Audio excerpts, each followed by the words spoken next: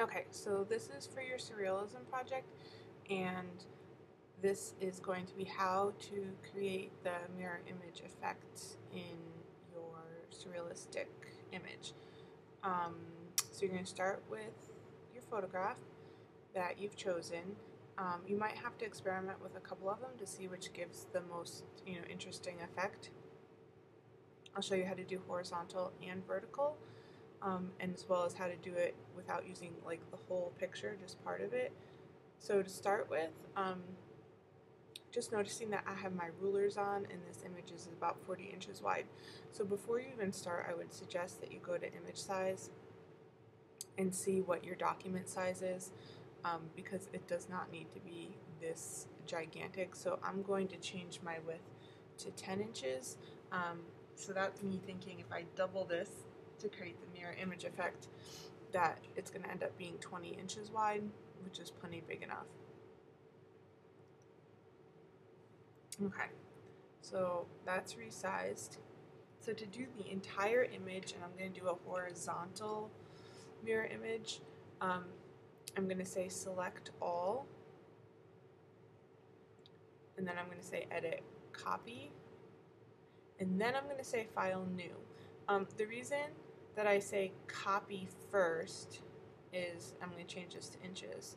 You'll see that if I copy it first, it's going to make my new canvas the same size as my selected area. But what I want to do is double the width so that I can create my mirror image.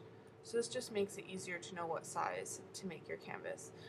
You also might want to title this at this time, because you're going to be starting from a new canvas as opposed to working off the original image.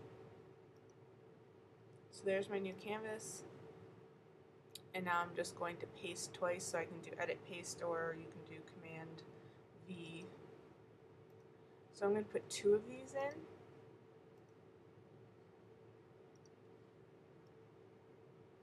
I have this set on auto select layer, which is helpful at this stage because it will just select them when I click on them instead of having to go into my layer palette. When you get a lot of stuff going on in your image, the auto select layer can be kind of annoying because it will select layers that you weren't intending. So obviously this is not a mirror image yet, so I'm going to take layer 1, which is the one on the right, and I'm going to say edit, transform, flip horizontal, and there I have my mirror image. You can play around with this and decide which way you want it to be. So I can send this one that way, and this one that way. So you'd have to decide which way you like it best, in terms of what you want to create and what you think looks the most interesting. So that just depends on your personal aesthetics. I'm not really going to do anything with this one, but I don't know, I kind of like it better like that. Once you have this done, you still have 2 separate layers here. So unless you're planning on altering like the left and the right side separately, sometimes people want to do like a day-night thing, or they want either side to be, different colors and stuff like that. Unless you plan on doing that, you should merge the 2 layers together so that whatever you do to them will occur to both pieces, and you don't have to do one side and then do the other side. Another option is to sort of adjust one side before you duplicate it. You could duplicate it and then flip it and then combine it if you want to. That is another option, but I think in general it's easier to have both pieces have them merged together. You get a better idea of what the final piece will end up looking like. So to merge this, I'm just going to right click on my layer and say merge down. I can also say layer merge down. You have to make sure though that you are on the top layer that you want to merge before you do that. I would leave the background piece, because if I want to cut anything out of this and put in something else, so a lot of times something that you'll do is put in a different sky in the background,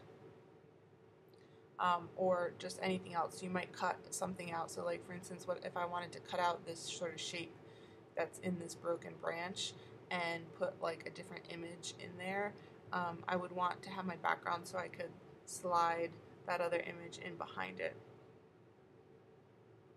Okay, so just leaving this for now, I'm going to show you what you would do if you wanted to just take a piece of your image.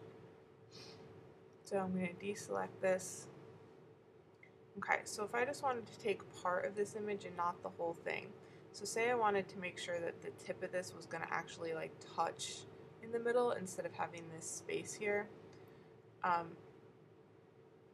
would use my rectangular marquee tool and I would select the area that I want. And again, you might have to experiment with that a little bit to see what it looks like. Again, once it's selected, I'm going to copy it first, then File New, set that to inches, and I'm going to double this. It's a weird number. I'm not going to like get an exact double, so I'm just going to do 18 since it's over 8 inches, so I'll do 18 and then I'll just crop it. I'm going to paste twice, then my move tool,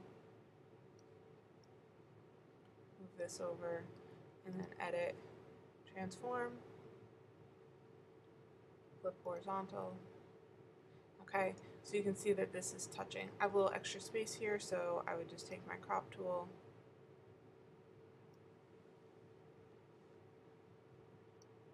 and get rid of that. Okay, so that's another option. I'm just going to get rid of this one right now, not save it. Okay, the other option is to do it vertically. So if you were doing it vertically, it would probably be because you want it to look like maybe it's reflecting in water, or you want to sort of play with the idea of what is up and what is down. So really it's basically the same idea. So I'm saying select all, edit copy, file new, except for this time I'm going to increase the height. I'm going to double the height. I'm just going to, again, I'll do 27 inches, which is close enough. So I'm going to have this long, skinny canvas, and I'm going to paste twice.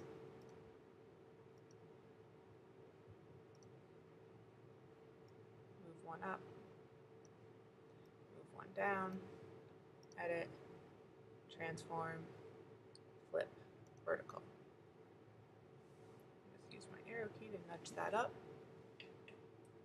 And again, you can play with this idea of which one is going to be up and which one's going to be down.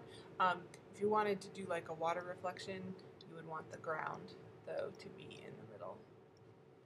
So I could then sort of play around with the bottom one and make it look as if it was water, even though I don't have water there. I could overlay water over top of it. There's lots of different things you can do. So again, this one I'm not going to keep for right now. And I'm actually going to close this. And we'll work off of this one. So I can just show you some different things that you might think about doing with this.